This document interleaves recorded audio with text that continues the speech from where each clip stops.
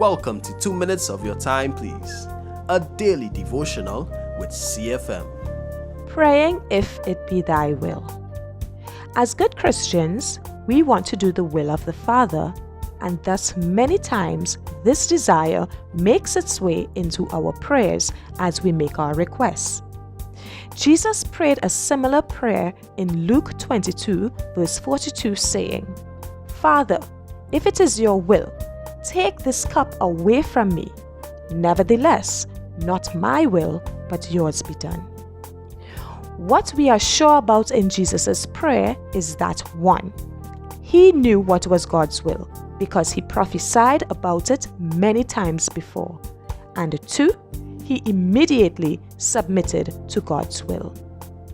When we make the same prayer, do we know and are truly submitted to God's will? Or are we hoping that circumstance and fate will reveal to us God's will?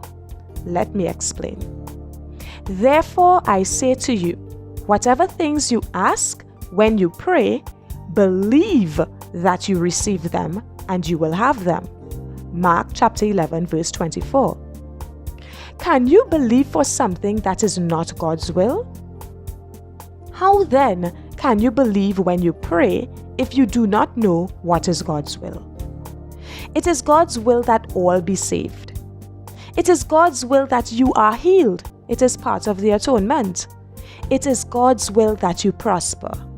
There are many scriptures in the Bible that tells us God's will.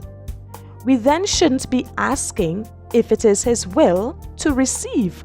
We should be believing to receive because we know His will. When there are cases where God's will isn't obvious, in His Word, we can pray James 1:5 and ask for wisdom. The Word is clear that He will give liberally without reproach. We can then believe to receive direction in our situation when we pray, because it is His will to give wisdom. Let your prayer of, "If it be thy will," be one of submission to His will rather than one of ignorance of His will.